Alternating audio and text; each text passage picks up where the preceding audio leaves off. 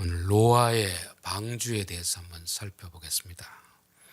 노아에 대한 방주를 알면 우리의 구원이 어떤 것인가, 하나님이 우리를 어떻게 구원하시는가를 알 수가 있습니다. 요즘 이제 김천에 김천대학교를 구원파가 접수를 하고 많은 활동을 하고 있기 때문에 김기총에서 아주 긴장을 합니다. 그래서 교회 목사들이 모여서 어떻게 할까 대책을 세우지만 별 뾰족한 수는 없습니다. 그래서 어떤 사람들은 그 학교 앞에 가서 피켓을 들고 데모를 하자, 여러 가지 의견이 있는데 저는 그 생각에 반대했습니다. 에덴 동산 안에 뱀이 들어오게 하신 것은 뱀이 자기 스스로 들어왔겠습니까? 하나님이 들어오도록 허용했겠습니까? 하나님이 허용한 거죠. 그렇다고 철조망을 친다고 뱀이 안 들어오겠습니까? 그러면 뱀이 들어오고 안 들어오고는 하나님이 하시는 것이고, 사람들은 그 뱀이 하는 말을 듣고 속지 않도록 하나님의 말씀을 더 철저하게 바로 알면 되는 것입니다. 그러면 아무리 많은 이단이 있어도 교인들은 그것에, 그 꿰매 빠지지 않는 거죠. 그래서 저는 구원파가 들어오게 한 것도 하나님이 하게 하신 것이다, 저는 그렇게 믿습니다. 사도 바울도 자기가 에베소 교회를 떠나면서 내가 떠나고 나면 거짓 선자들이 너희들을 유혹하여서 자기 편으로 만들게 되리라. 그럴 때 너희들은 내가 너희에게 전해준 그 복음을 다시 한번 기억하고 그 복음을 마음에 새기고 있으라고 그렇게 당부했습니다.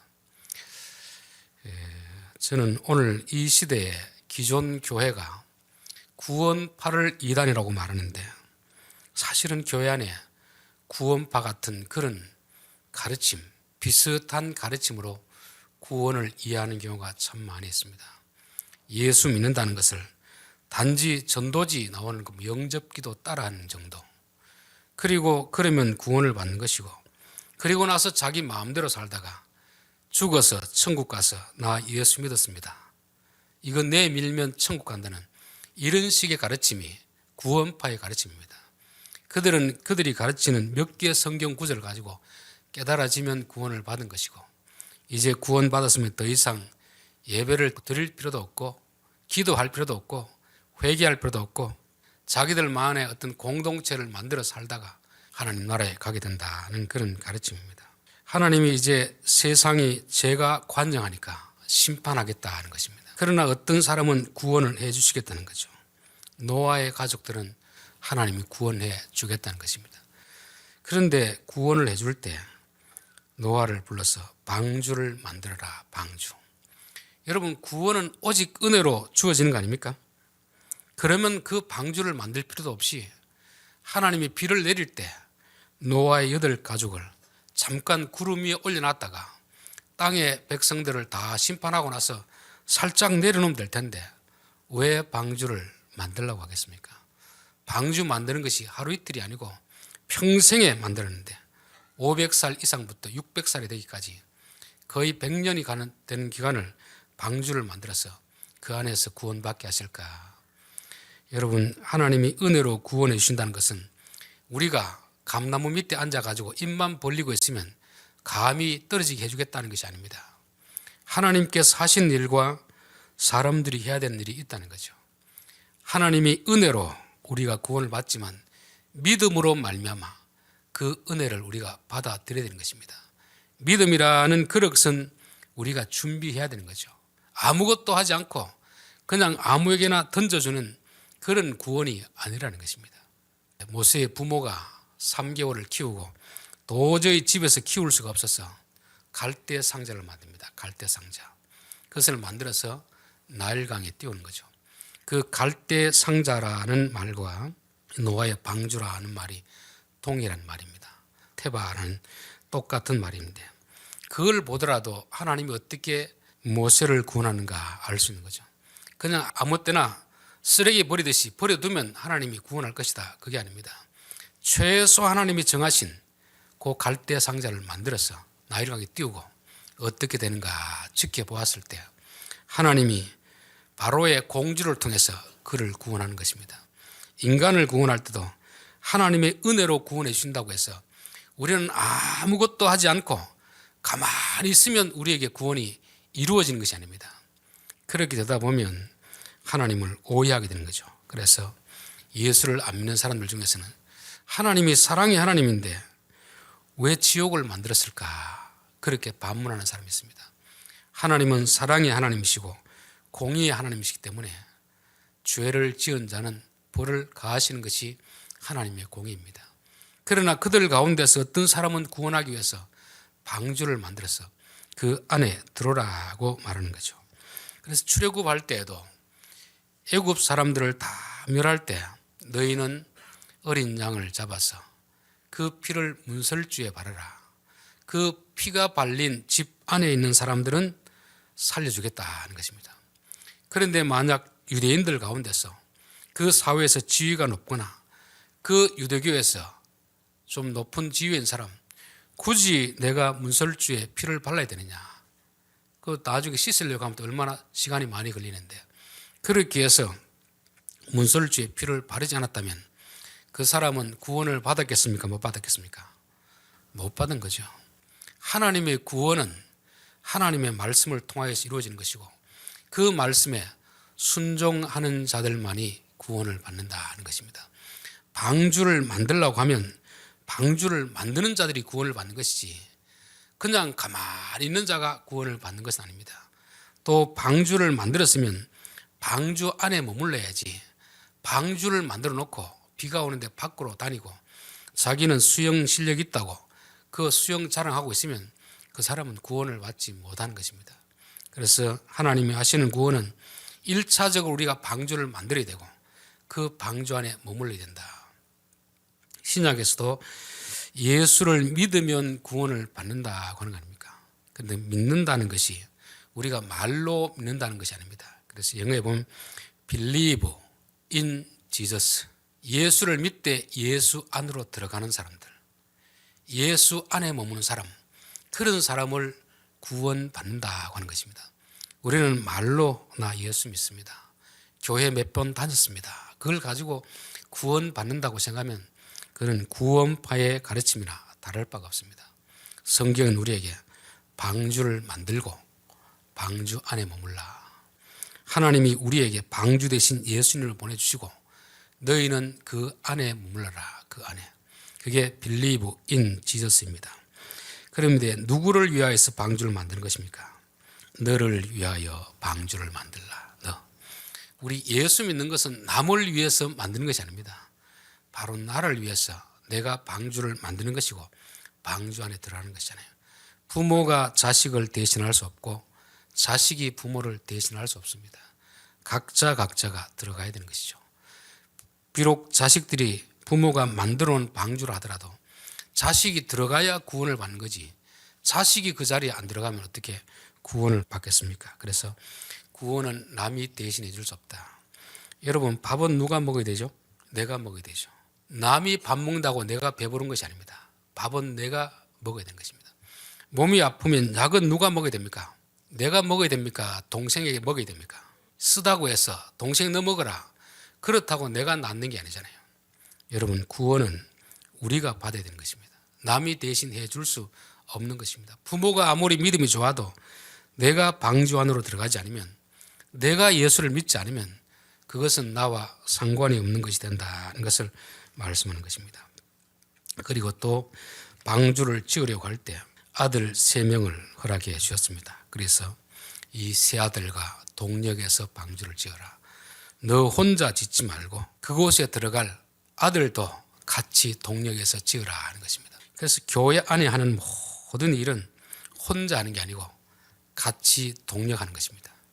우리가 믿는 하나님이 아버지와 아들과 성령님이 세 분이서 서로 동력하는 그 사이이기 때문에 교회 안에 있는 구원의 백성들에게도 방주를 지을 때도 동력하게 하시는 것입니다. 여자를 창조할 때도 돕는 배필로 지으리라 했잖아요. 아내가 남편을 돕고 남편이 아내를 돕고 부모가 자식을 돕고 자식이 부모를 돕고 형이 동생을 돕고 동생이 형을 돕고, 이게 하나님의 창조 질서입니다. 세상은 이 질서를 깨뜨리기 위해서 자꾸 경쟁 체제로 만드는 거죠. 형제지간에도 경쟁 만들고 학교에서도 성적 순으로 경쟁을 만들고, 그렇게 되면 서로 돕고 돕는 것이 아니라 자기가 1등이 되기 위해서 친구도 원수로 만들고 형제도 원수로 만들어버린 것입니다. 특별히 교회 안에도 참 경쟁이 많이 있습니다. 부교육자끼리도 서로 경쟁하고, 구역별로 또 경쟁하고, 장로님들은 장로님끼리 경쟁하고, 권사님들은 권사님 경쟁해서 누가 좀 잘하면 시기하고, 이런 것을 볼 수 있습니다. 여러분, 그건 세상에 사는 일이지 교회 안에서는 결코 그런 것이 아닙니다. 역할이 다 다르더라도 그 방주를 지어가는 과정 속에서는 협력하는 협력. 그래서 우리가 하는 일이 항상 동력이 되어야지 경쟁의 관계가 되면 안 된다는 것입니다. 여러분, 가정에서도 절대 자식 비교하고 경쟁시키면 안 됩니다. 그러면 자식은 원수가 됩니다. 형제지간도 마찬가지입니다. 그래서 우리가 항상 교회에 다니는 모든 사람들은 동력을 해야지 경쟁하면 안 된다. 경쟁하면 1등 하나는 좋지만 나머지들은 다 실패자가 되어버리기 때문에 그렇잖아요. 그래서 우리는 항상 동력하는 관계, 협력하는 협력자로서의 삶을 살아야 될 줄 믿습니다. 방주를 지을 때 재료를 보니까 너는 고페르 나무로, 베르 나무는 광야에 있는 나무입니다. 예전에는 이 고페르 나무를 그냥 광야에 흔하디 흔한 나무로 그렇게 해석을 많이 했습니다. 그래서 똑똑한 사람이 아니어도 좋고 유명한 사람이 아니어도 좋고 그냥 흔하디 흔한 사람을 하나님이 방주 재료로 쓰신다고 했습니다. 근데 요즘 이제 나오는 학설은 조금 다르게 나옵니다. 광야에서 자라는 나무는 아주 강인한 나무입니다. 그 메마른 광야에서 물도 없는데 떼악 삐쳐서 견디고 견뎌야 바로 고페르 나무가 된다는 거죠. 여러분, 방주 나무가 된다는 것은 하나님의 여러 가지 시련을 통해서 방주의 재료가 되는 것입니다. 우리 한 사람 한 사람이 교회라는 방주를 지어갈 때 이 하나의 벽돌이 되고 기둥이 되기 위해서는 그냥 되는 것이 아닙니다. 많은 시련을 겪고 나서 그제야 방주의 재료가 될 수 있는 것입니다. 하나님이 요셉, 다윗, 모세 같은 사람들, 하나님의 교회 성전으로 쓰시기 위해서 그전에 어떤 과정을 거쳤는지 알 수 있지 않습니까? 그냥 온실한 화초로 자란 그런 나무를 가지고 방주의 재료는 쓰지 않는다는 것입니다. 모진 풍파, 뜨거운 햇볕, 그 비바람을 다 몰아치면서 생존한 그 나무가 바로 고페르 나무고, 그 나무를 통해서 하나님이 방주를 짓도록 한 것입니다. 그래서 우리가 어려움을 당할수록 하나님이 나를 쓰시겠구나, 그런 기대감을 가지면 됩니다. 더 혹독한 시련을 통해서 나무는 점점 단단한 나무가 되거든요. 하나님이 그렇게 연단해서 쓰시는 것이 아닌가, 그런 생각이 듭니다.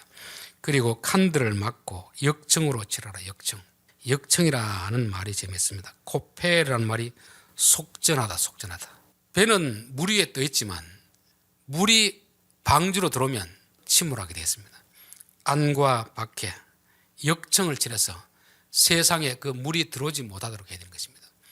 여러분, 우리는 세상에 살지만 세상에 속한 자들이 아닙니다. 세상에 사는 사람과 교회 다니는 사람은 근본적으로 살아가는 목적이 다르고 가는 방향이 다릅니다. 그렇다면 가치관도 달라야 되는 거죠. 그래서 너희는 세상의 가치관을 부러워도 하지 말고 본받지도 말아라. 세상의 가치관은 돈이 최고 아닙니까? 돈만 많으면 성공한 것이고 돈만 많이 벌면 좋은 직장 아닙니까? 그런 가치관 따라가지 말고, 그런 가치관이 교회 안에 들어오면 교회는 더 이상 교회가 아닙니다. 방주는 있는데 물이 새가지고 언젠가는 침몰하게 되는 거죠. 그래서 우리 성도들은 항상 구별된 삶을 살아야 된다. 세상 사람과 교인들은 같은 세상에 발을 딛고 살지만, 같은 직장을 다니지만 살아가는 목적이 다르기 때문에 세상의 가치관이 우리의 마음에 들어오지 않도록 항상 역청으로 칠해야 된다는 것입니다.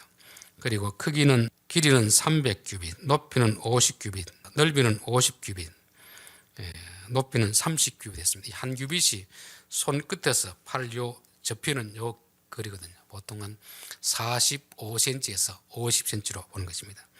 그런데 요 비율을 노아가 안 건 아닙니다. 그냥 하나님이 시킨 대로 했습니다. 근데 요즘 해양 조선업을 하는 사람 중에서 가장 파도에 잘 견디는 비율이 요 비율이랍니다. 요 크기, 가로, 세로, 높이 요 비율로 했을 때 가장 잘 견디냅니다. 그래서 무조건 뭐 정사각형으로 하는 거 아니고 직사각형으로 하는 거 아니고 요 비율을 따라서 지금 그렇게 맞춘답니다. 이걸 누가 알았겠습니까? 하나님이 한 거죠.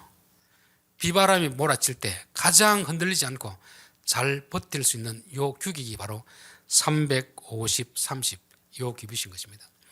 어느 의사분이 성경을 읽다가 깜짝 놀랐답니다. 너희들 난지 8일 만에 할례 행하라. 할례라는 건 남성 성기의 표피를 칼로 자르는 거거든요. 그 당시 지금처럼 예리한 수술이 있는 것도 아니고 마취약이 있는 것도 아닙니다. 그런데 어린아이의 표피를 그걸로 빼면 피가 절절절 날 거 아닙니까? 그것도 난지 8일 만에 난 그 아이를 하면 부모가 어떻게 애처로워 보겠습니까? 그런데 의사들이 연구를 해보니까 사람의 피가 나서 제일 빨리 굳는 그 기간이 8일째랍니다. 그걸 보고 의사들이 탐복을 했답니다. 아니 어떻게 그걸 알고 하나님이 가르쳤을까? 하나님이 어떻게 알겠습니까? 하나님이 사람을 창조했으니까 언제 피가 제일 많이 나고 언제 피가 빨리 굳는지 알기 때문에 8일 만에 해갔다는 것을 의사들이 이야기하더라고요. 그러면서 야, 성경은 과학자들보다 더 뛰어난 분이 쓴 것이구나 그렇게 인정했답니다. 여러분, 하나님이 우리에게 무엇을 하라고 하면 우리의 상식으로 이해가 안 됩니다. 왜 높이를 이만큼 해야 됩니까? 넓이를 이만큼 해야 됩니까? 길이를 이만큼 해야 됩니까? 그것은 우리는 다 알지 못합니다. 그냥 하라고 하는 대로 하고 나면 나중에 이야, 이게 가장 잘 견딜 수 있는 그런 비율이구나, 그것을 알게 되는 거죠. 그래서 우리는 기도할 때도 마땅히 구해야 될 걸 알지 못하고 엉뚱한 것을 구할 때가 있습니다. 그래도 참 감사한 것은 우리가 돌을 달라고 해도 하나님은 알아가지고 떡을 주시는 분입니다. 뱀을 달라고 해도 하나님 알아서 생선을 주시는 분입니다. 그래서 기도할 때마다 하나님, 제가 이 기도를 하지만 이게 저한테 유익이 될지 손해가 될지 저는 모릅니다. 저의 소원을 말하는 것 뿐이지만 하나님이 내게 가장 좋은 것으로 주실 줄 믿습니다. 그 마음을 가지고 기도하는 것이죠. 그리고 창문을 내야 돼. 위에서 한 규빗 되는 거리 내라. 이 높이가 30규빗 같으면 한 규빗이 50cm라고 봤을 때 15m 될 거 아닙니까? 15m 되는, 우리가 보통 아파트 3m 됩니까? 1층이? 그럼 한 5층 정도 되겠네요. 3m 되면. 제일 꼭대기에 그 창문을 내라는 것입니다. 왜 창문을 조금 우리가 볼 수 있는 그 위치에 내면 될 텐데 왜 제일 위에 내야 되겠습니까? 만약에 창문을 우리가 볼 수 있는 옆에 내면 그 비가 오고 배가 홍수 뜨고 그 아는 사람들이 죽어가고 시체가 둥둥 떠내려가는 걸 볼 때 우리의 마음이 얼마나 아프겠습니까? 그래서 너희들 옆 세상을 보지 말고 위로 하늘을 보라는 것입니다. 그래서 오늘 너희가 구원을 받았으면 땅의 것을 생각하지 말고 하늘의 것을 보라는 것입니다. 저는 이제 뉴스를 잘 안 보는데 그래도 이제 컴퓨터를 켜다 보면 이제 뉴스들이 쭉쭉 뜰 때가 있습니다. 보고 나면 너무 마음이 안 좋아요. 특별히 정치인들 여야 구분할 것 없이 그들을 몰랐으면 되는데 알고 나면 다 실망이 들고 마음이 참 상처가 됩니다. 세상을 보지 말아야 되는데 하나님을 봐야 되는데 하나님을 보면 그 썩어 부패하는 시체들을 안 봐도 되는데 그런 생각이 들 때가 있습니다. 그래서 저는 여러분들 뉴스는 뭐 전혀 안 볼 수는 없지만 막 정치 평론하고 서로 막 이쪽 저쪽 편에서 하는 거 그런 건 안 봐도 됩니다. 그냥 사실을 보면 되지. 이걸 어떻다 저렇다 다 각자 나름대로 의견을 내는 거 보면 맞는 것도 있고 틀린 것도 있고 오히려 마음에 걱정 관심이 더 쌓이게 되는 것입니다. 그럴 때는 조용히 눈을 감고 말씀을 묵상하든지 눈을 뜨고 말씀을 보든지, 그게 하나님께서 방주에 탄 사람들이 어디를 봐야 되는가, 하나님을 보고 하나님의 말씀을 봐야지 자꾸 세상 뉴스 싸우고 다투고 이런 뉴스 봐봐야 우리에게 별 유익이 없다는 것을 말씀하는 것입니다. 그리고 3층으로 지어라. 3층으로 딱 이렇게 짓도록 했습니다. 이 방주의 구조가 천상의 구조이고 성막의 구조이고 성전의 구조로 하는 것입니다. 성막에도 보면 성전뜰이 있고 그 다음에 성소가 있고 그 안에 지성소가 있습니다. 그 모양 그대로 성전을 만들었습니다. 이것은 결국 하나님 나라의 모형을 갖다 만들어 놓은 거거든요. 이것은 하나님이 구별하신다. 구별. 지성소에 들어갈 사람, 성소에 들어갈 사람, 성전뜰에 들어갈 사람을 구별하신다는 것입니다. 하나님이 사람을 똑같이 대하지만 똑같이 대하지 않습니다. 차별하는 건 아니지만 구별하신다는 것입니다. 요즘은 민주화다, 자유다, 인권에 대해서 이 구별, 이 칸막이를 다 없애버렸습니다. 어른도 없고 아이도 없고 남자도 없고 여자도 없고 사람인지 짐승인지 구분이 안 되는 경우가 있습니다. 여러분, 사람과 짐승은 구별되는 것입니다. 아무리 내가 개를 좋아하더라도 개는 사람이 될 수 없습니다. 개는 개지 사람이 아니잖아요. 하나님이 있고 그 다음에 사람이 있고 그 다음에 짐승이 있고 그 다음에 돈이 있고 이런 것이 요즘은 무질서해지기 때문에 돈이 제일 위에 올라가 있지 않습니까? 또 애완견이 사람보다 더 높게 더 대우를 받는 이런 시대 아닙니까? 그것은 하나님의 창조 질서에 맞지 않습니다. 우리가 짐승들을 귀히 여기게 되는 건 맞지만 그 짐승들을 사람의 위치에 두면 안 되는 거죠. 강아지를 보고서 엄마 왔다 뭐 이런 식으로 표현하는 것은 하나님이 정해놓은 질서를 완전히 무너뜨리는 것입니다. 여자와 남자도 인격적으로 동등하지만 하나님이 질서가 있습니다. 질서가 있습니다. 어른과 아이도 질서가 있는 거죠. 학생과 선생님도 질서가 있습니다. 인격은 동등하지만 하나님이 질서를 두신 것이죠. 우리가 믿는 하나님이 아버지와 아들과 성령님이 모든 면에서 동등하지만 질서를 두셨습니다. 아버지를 위에 두시고 그 다음에 아들을 두시고 성령님을 아래에 두신 것입니다. 서로 실력의 차이가 있는 건 아니지만 일을 할 때 질서상 3층, 2층, 1층으로 두신 것입니다. 그러면 제일 아래층에는 뭐가 있겠습니까? 짐승들을 돕겠습니까? 사람이 있겠습니까? 아래층에는 짐승들을 두는 거죠. 제일 위층에 아마 사람이 거하지 않았을까. 그 중간쯤에는 물건을 저장하든지 짐승 중에서도 조금 정결한 짐승, 제사 때 드리는 그런 짐승을 두지 않았을까. 그래서 각자의 위치가 있습니다. 사람은 3층에 있고 짐승들은 아래층에 있고 그래야지. 이거를 짐승들 이쁘다고 같이 두고 이러면은 그야말로 방주는 뭐가 되겠습니까? 소 마구간이 되는 거죠. 온통 짐승들이 똥을 싸적해 가지고 냄새가 나고 그렇게 될 것입니다. 그래서 하나님은 칸막이를 둬서 질서를 세워가라. 저는 이 시대에 가장 필요한 것은 질서를 회복하는 것이다. 질서.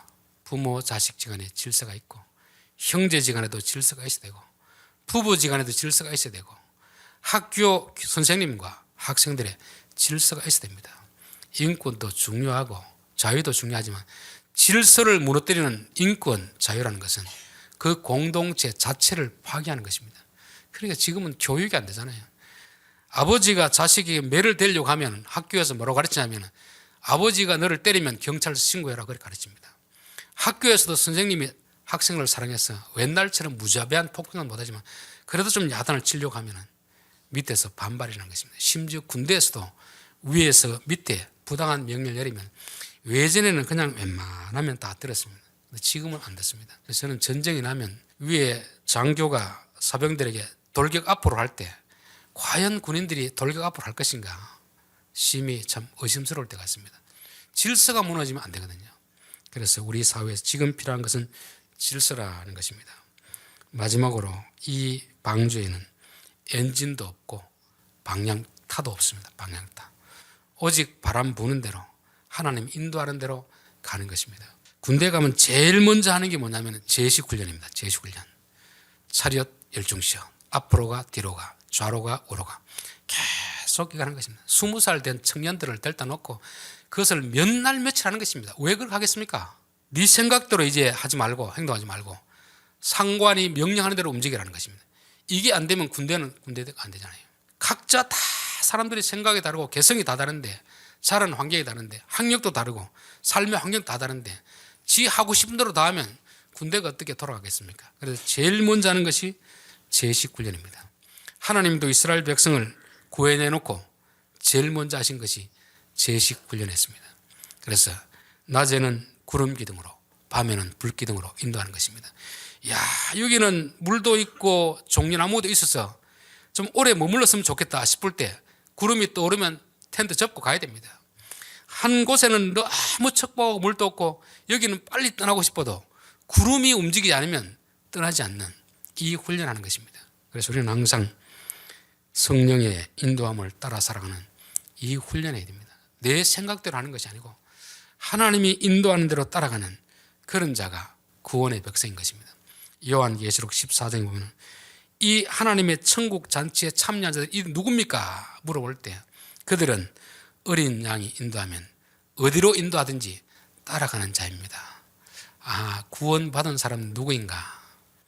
하나님의 인도하심을 따라가는 사람이 구원받은 사람이고, 아무리 교회를 오래 다녀도 자기 마음대로 자기 하고 싶다 하는 사람들은 구원받은 사람은 아닙니다. 성경이 말하는 구원받은 사람은 방주 안에 들어가서 그 방주는 내가 마음대로 방향을 조정하는 것도 아니고 하나님이 인도하는 대로 떠다니는 것입니다. 제가 살아오면서 인생 계획을 쭉 해봤는데 30대 초에 신입사원 교육을 받으면서 10년 후, 20년 후, 30년 후 내가 10년 후 되면 결혼을 하고 아이를 몇 명 낳고 집을 어떻게 짓고 보험을 들고 이렇게 해서 퇴직 후에 어떻게 하겠다 계획을 다 세워놨는데 지금 돌아보니까 그 계획대로 된 것이 하나도 없습니다. 그래서 계획은 세울 수 있는데 우리의 인생 자체가 내 계획대로 되지 않는구나. 여러분, 배에 엔진이 있고 방향타가 있으면 내가 원하는 대로 갈 수가 있습니다. 그런데 배에 엔진도 없고 방향을 조절할 수 있는 게 없으면 어떻게 됩니까? 바람 부는 대로 구름이 가는 대로 가는 것입니다. 이게 무계획적인 것 같지만 어떻게 보면 가장 예수 믿는 사람에게는 가장 안전한 길로 가는 것입니다. 그렇다고 계획을 전혀 세우지 말라는 거 아닙니다. 계획을 세우지만 그러나 내 뜻대로 될 수도 있고 안 될 수도 있다.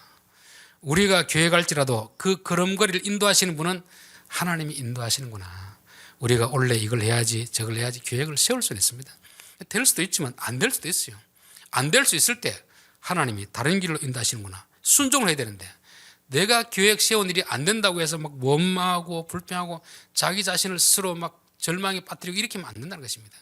그래서 우리는 계획을 세우지만 계획대로 돼도 감사, 안 돼도 감사. 왜냐하면 내가 세운 계획이 됐다는 것은 하나님이 그것을 오케이 해준 것입니다. 내가 세운 계획이 안 됐다는 것은 그 계획은 잘못된 것이니까 계획을 수정하라는 사인이니까 돼도 감사, 안 돼도 감사하는 것입니다. 결론입니다.